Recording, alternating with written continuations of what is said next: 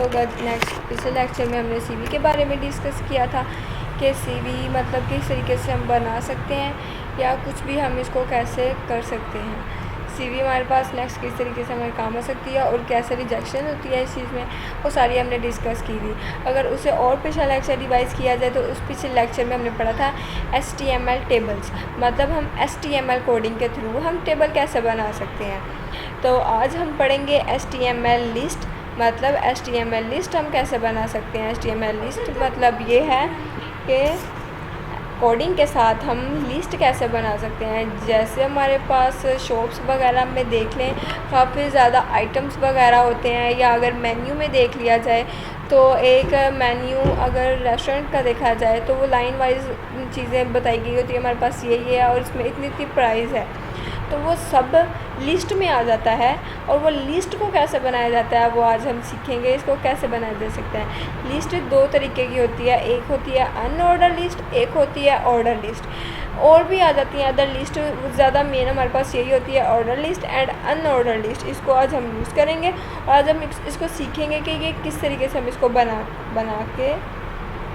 सकते हैं। मैं अपनी फ़ाइल ओपन कर लूँ और मैंने अपने बॉडी के अंदर कुछ नहीं लिखा, इसलिए इसका मतलब है मेरी फ़ाइल बिल्कुल क्लीन है और मैंने इसको अपना क्रोम पे ओपन किया हुआ है। और ये देखिए बिल्कुल ब्लैंक पेज है। आप लोगों ने वेबसाइट बनानी है तो फिर आप लोगों को कोडिंग तो सीखनी पड़ेगी, तो कोडिंग सीखने के साथ साथ आप लोगों ने मेरे साथ रहना है ताकि आप लोगों का फ़ायदा हो।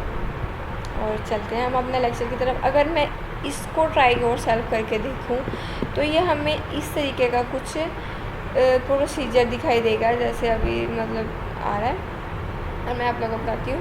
ये देखें, पहले उसमें हेडिंग लिखी, जैसे हमें पता है कि हेडिंग मतलब इसमें हेडिंग 2 लिखी, मतलब थोड़ी सी लो में आ गई। एक हेडिंग 1 होती है, एक हेडिंग 2 होती है। हेडिंग 2 में इसने लिखा कि एक अनऑर्डर लिस्ट है HTML में हमारे पास। अब UL मतलब ये आ गया कि हमारे पास कोई लिस्ट आइटम्स स्टार्ट होने वाला है और LI लिस्ट का आइटम्स इसने लिखा कॉफ़ी। अनऑर्डर लिस्ट में हमारे पास फर्ज करें ये डॉटेड में आ जाते हैं और ऑर्डर लिस्ट में हमारे पास लाइन वाइज आते हैं कि काउंटिंग में स्टार्ट हो जाते हैं। अगर आपने काउंटिंग में लिखना है मतलब काउंटिंग की शेप देनी है तो वो ऑर्डर लिस्ट हो गया। अगर अनऑर्डर लिस्ट मतलब डॉटेड में शेप देनी है वो अनऑर्डर लिस्ट हो गया। इसको हम प्रैक्टिकल करके देखेंगे कि ये किस तरीके से इसको हम लिख सकते हैं और ये मैं समझाना क्या चाह रही हूँ और वो हम इसको करके देखेंगे। मैं भी हेडिंग 2 दे लेती हूँ, हेडिंग 1 दे लेती हूँ, हमने ज़रूर कॉपी करना है। हेडिंग 1 में देती हूँ, उसमें मैं लिखती हूँ अनऑर्डर लिस्ट। इसको अनऑर्डर लिस्ट में लिखूँगी और फिर उसके बाद मैं ऑर्डर लिस्ट मतलब सबसे पहले जब हमने एक लिस्ट बनानी है UL लिखेंगे। जैसे ही लिखेंगे ओपन एंड क्लोजिंग टैग आ जाएगा। हमने UL के दरमियान में मतलब UL के अंदर रहते हुए हमने लिस्ट आइटम्स लिखने हैं, फिर ही लिस्ट आइटम्स मेजर होंगे। तब मैं लिखूँगी LI मतलब कोई लिस्ट आइटम्स है, उसमें मैं लिख लेती हूँ कॉक। और एक मेरे पास लिस्ट आइटम्स है मतलब LI हमारे पास है, उसको मैं लिख लेती हूँ जूस लिख लेती हूँ, जो भी है स्पेलिंग इसको इग्नोर करना है, हम इसको लिख रहे हैं। और इसको मैं लिख लेती हूँ एक वाटर, मतलब हम यही लिख रहे हैं पानी वाली चीज़ें। इसको मैं क्रोम पे शो आउट कराती हूँ और ये देखिएगा आप लोगों के सामने अभी लोड हो रहा है। मेरी फाइल लिंक नहीं हुई है, सेव नहीं की मैंने। Where to first file is never, please compare to version, contact otherwise with your charges। Save हो जाए, मेरे सेव में इशू आ रहा है। यहाँ पर सेटिंग ओवरराइड द कॉन्टैक्ट, इसको चेक कर लेते हैं।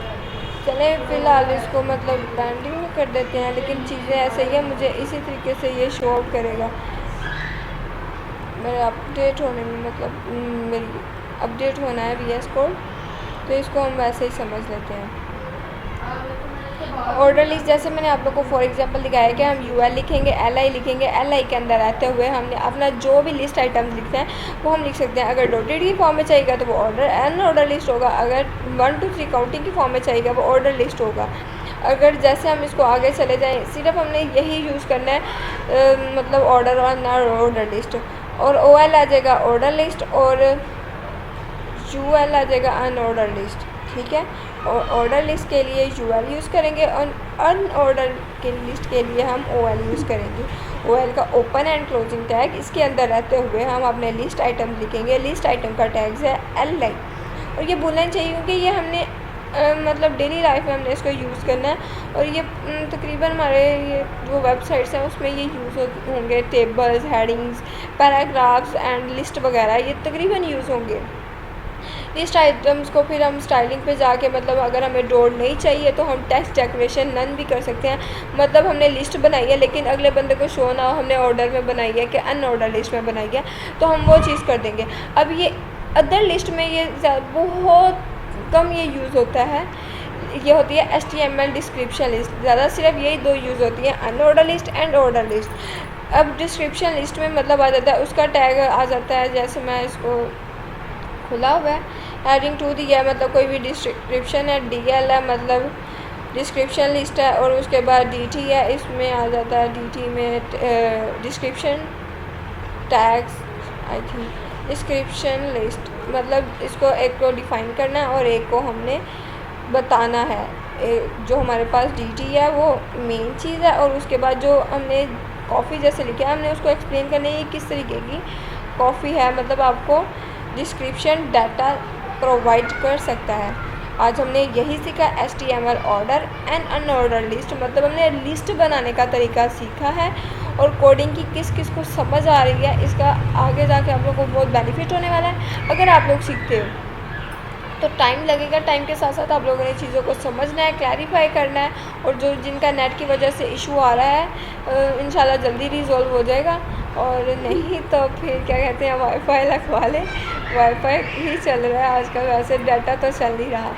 तो इस वजह से नेट इशू आ रहा है, तो नेट जब ठीक हो जाएगा तब आप लोग वीडियोज़ देख लीजिएगा, आपके पास ही पड़ी हैं, ग्रुप्स में पड़ी हैं, ये डिलीट किसी ने भी नहीं करनी है।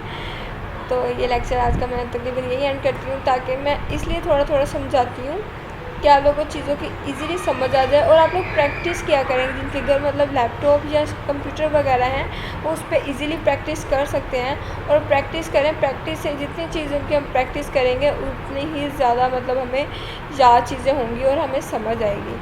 तो आज के लेक्चर यहीं पे ख़त्म होता है। अल्लाह हाफ़िज़, हमें बहुत सारा ख्याल रखिएगा, टेक केयर।